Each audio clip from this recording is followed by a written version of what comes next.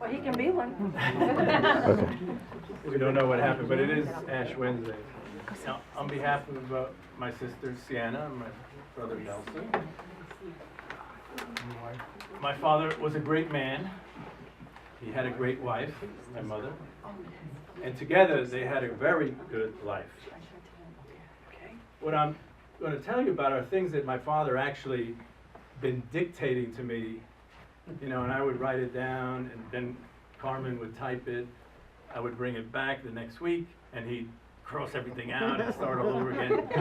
So this is the latest version, whether it's accurate, but I liked it, so I'm going to let you know. So my father was always grateful to this country, but his one regret in life is not having to be able to see Cuba Libre. He grew up in a Cuban military academy. Exhibit A. This is my father, his two younger brothers, and my grandfather. That's Teddy Roosevelt. Yeah, it looks like it. So this is like 1930. So Cuba became a country in 1900. So this was a military academy, and my grandfather was the captain. So he ran what was then called La Cabaña, which literally translated sounds like a beach resort, cabana, but it was a boot camp, which sort of explains how disciplinary my father was in bringing my brother and sister and I up. So he was a tough dude, as they say. And we have many memories of my father chasing us with his belt buckle ringing when we did something wrong. And we did little things like throw a football through the window. We lived on 74th Street, West End Avenue. Luckily, it was only the second floor. But my sister and I were fond of doing water balloons, waiting for unsuspecting pedestrians. So, after the third or fourth, it got to my father that we were doing this, and he went crazy. The belt came out, but we had a strategy, because this happened every now and then, and we would run to the dining room, and we would get on the table, and he would go this way, we would that way. And the idea was to stall until my mother came running in, and she would grab my father and, Pedro, son tus hijos. Those are your children. And so eventually he would calm down and we'd scoot away. So, that was growing up with my dad. He was a hard-working guy, and all he wanted to do was relax, and we wouldn't let him do that. Now, he was the eldest of three brothers. I think he's like 10 years old here. Orlandito is 2, and Manolo was a year younger than him. So Orlandito was a very sickly child.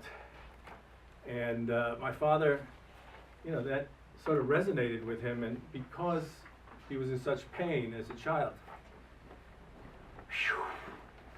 he wanted to be a doctor. And be a pediatrician, specifically. Now, after graduating from medical school, he was surprised to learn that there were very few opportunities for doctors in Cuba.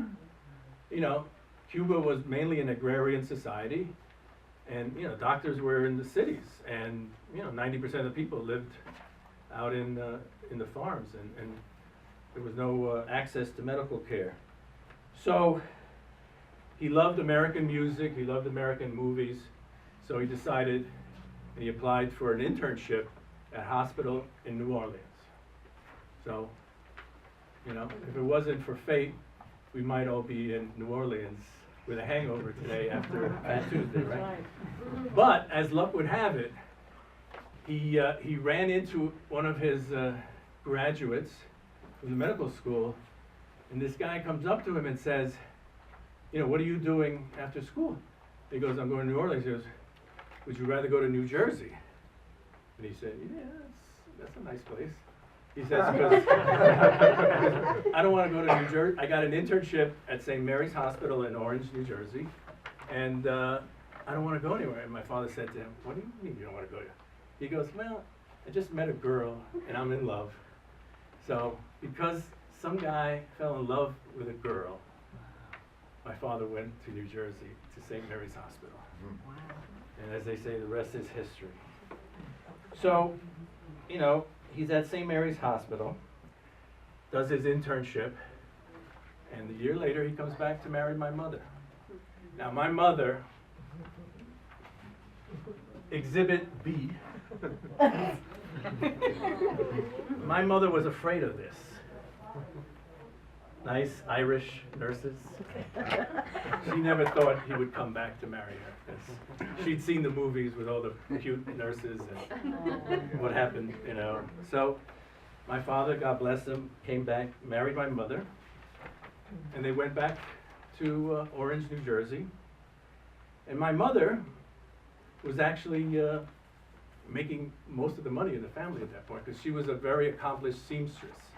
And she worked at a bridal store in Newark, New Jersey, downtown Newark, making very expensive dresses for rich young girls, making, you know, a couple of $100 a month back then, and my father was making like $75 a month back then. So my mother really carried the freight there. And another interesting thing about my mother is that she won the lottery in Cuba, which paid like $3,000, but in 1946, $3,000 is probably like $30,000 now. So that $30,000 or $3,000 became the funding to set up my father's private practice. So my father ended up practicing in Manhattan. Now, he's in Jersey, he did his internship, he did his residency. Why would he come to New York? Simple reason. Xenophobia. New Jersey did not license foreign trained doctors. They didn't want foreigners becoming doctors in New Jersey. But New York, being the liberal state it's always been, embraced my father. And my father, being a Spanish-speaking pediatrician at the time when people were flooding into this country from Puerto Rico and other South American and Caribbean countries, became like, you know, the star, you know, pediatrician on the west side of Manhattan. First at 99th Street in Amsterdam, then later at 300 West End Avenue. Now we shared the apartment, and there was, the family lived on one side of the apartment and the office was on the other. And you know, my sister and brother and I, you know, every day coming home from school, we would have to step over the crying babies because the waiting room was very small. The kids were all over the floor, you know, crawling around, you know, playing with their trucks and stuff. And you know, you couldn't get into the apartment without going through the waiting room. And all day long until 7 o'clock, all you would hear is the wailing of the kids next door. You would think there was a torture chamber going on in the office. So needless to say, none of us wanted a medical career after witnessing that. Now my father was an old-fashioned style doctor. He did house calls in the morning. He did office hours in the afternoon. He worked 6 days a week. Now, we complain about working 5 days a week. Well, back in the 50s, 6 days a week was pretty normal. And that, you know, that was how my father worked. Now, where were his patients, his clients? They were in the Latino neighborhoods. They were in Washington Heights, the South Bronx, East Harlem. And where were they living? Probably on the 4th, 5th, or 6th floor of a 6-story walk-up building. Because, you know, his clients didn't live in elevator buildings. So my father, you know, had a tough time, but that was his way of doing business. Now, I have fond memories of riding with my father because I went to NYU up in the Bronx when there was a campus in the Bronx, and he would drive me, you know, to school in the mornings and then go off and do his house calls. And I remember one day, I had used the car the night before, and brought it home without any gas in it.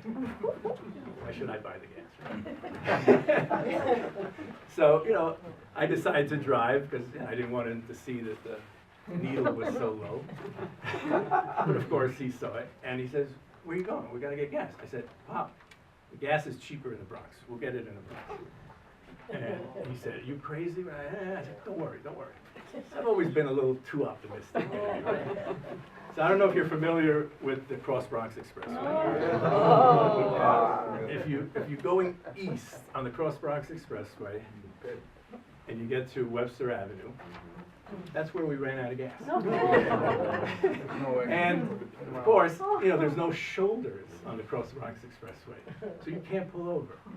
So, you know, my mother must have been my guardian angel that day, because if you know the Webster Avenue exit, it goes downhill. So I coasted downhill, and guess what's at the bottom of that ramp? A gas station. I went right up to the pump like I planned. Anyway, there's a lot more stories like that where we weren't as successful, but that one was one of the good ones. Now, my mother, you know, she died 5 years ago, but, you know, she never really got the glory and the attention that she deserved. And my mother, you know, God bless her, she was as instrumental as anyone in the success of my father's career. She was his receptionist. She was his secretary. She was the nurse. She was the cleaning lady. She was the wife, the cook, and the mother at night. And, you know, she didn't complain. That was my mother's wonderful personality. So, you know, when she died, my father said, "I want to show you where you and your sister were conceived." Those are his words. Conceived. Exhibit C. See those two windows up there? My father actually said, "That's where." Now, we didn't get to that house because, you know, this was back in the 50s. No, I'm talking about the 40s, the late 40s. So it came over 46, so I was like 48, 49. Well, I had to be 50 for my sister to get conceived.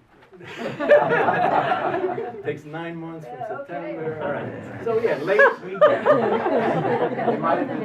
49. New Year's Eve. New Year's Eve would probably be a good one. 1940, Something like that. So. 49. Anyway, the point is, he couldn't remember exactly. He just knew the neighborhood, and you know, we were driving. This is a very nice part of Newark. I didn't know. You know, I only look at Newark as, you know, the riots on 1968 and stuff. But this was a nice area, wooded, lots of tree-lined streets, and big, beautiful, you know, houses, mansions almost. Right by the golf course. Is it?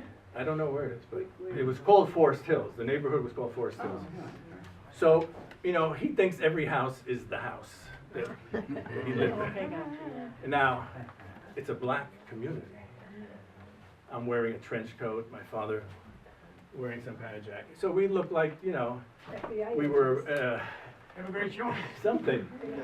Yeah, we were cops. Dang, I don't know what we looked like. But anyway, so he tells me this is the house. We knock on the door. You know, people open the door. He doesn't even, he just walks in. Like he's still there. And then he said, "Nah, not it. Not it."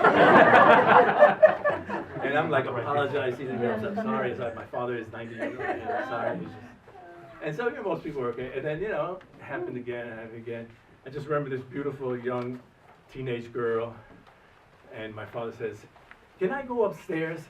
And the girl's like trying to like say no, but she, you know, and my father's like walking past her. And I said, and so, and of course it wasn't the house. So we finally came to the corner, and he recognized the round turret there, and that was it. And, you know, he started crying. When he stopped crying, I took the picture. But, you know, that was the day that he really, you know, remembered my mother for all that she did for him and for us as you know, children.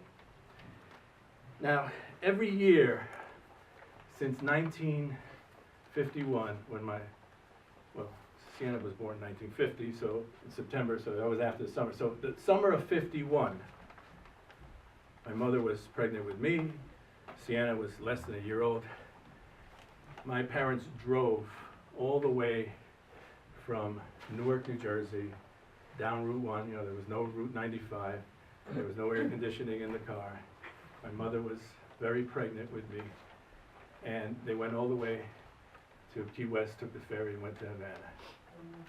And every summer thereafter, we would spend the entire summer. My father would close the office, and all of July and all of August, we would spend at my grandparents' house.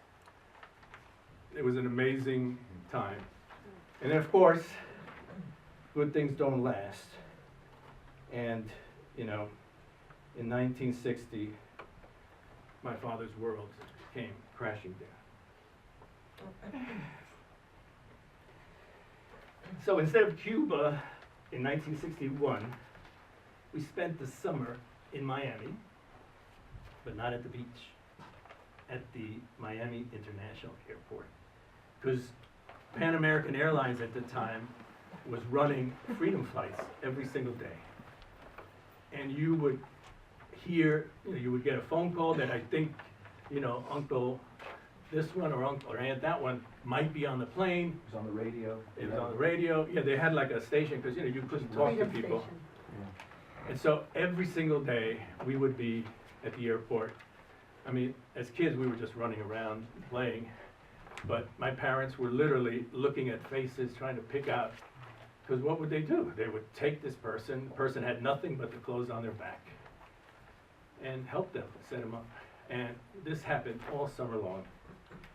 But the worst part was relocating my grandparents. I mean, can you imagine handing the title of your house to the airport, clerk to get out of the country? Because you couldn't get out if you didn't give everything, your jewelry, anything of value. And my parents had jewelry, had a house. And coming over to the United States when you're in your 80s, I mean, that's a horrible experience. And these two rings came in Nana in the hemline. oh, she took it out in her hemline. Look at that. Wow. I mean, people did some crazy things. I know we trusted people to take stuff out through Mexico and stuff, and we never saw anything. But anyway, that's when my father lost his religion, and I apologize to a priest. No, but he got it back. So anyway, my father was always the Marlboro man. I don't know, probably told this story to a lot of people, but until about a month ago, my father smoked a pack of cigarettes every single day for 75 years. I mean, and you know how he started smoking? Excuse me, Father. The nuns at St. Mary's Hospital would give cartons of cigarettes in the 40s as a Christmas present. That's what they did. All the doctors got, and my father didn't smoke, but he said, hey, that's what the guys do in the movies, start smoking. So my father got addicted to cigarettes because of the nuns at St. Mary's.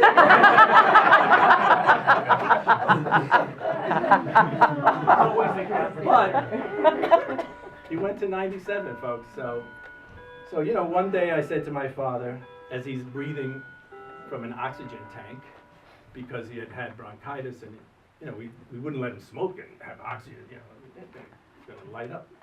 So I said to him, so I guess smoking must be, the key to longevity, right? And he got so angry at me, and he said, no! It's my good genes! So, I got taken aback a little bit. I wasn't expecting that. I was trying to be funny. And he didn't like it. So I said, well, I guess I don't need to start smoking cigarettes. But I have another theory about longevity. I believe that he once asked God to let him outlive Fidel Castro. And as we all know, God must have agreed.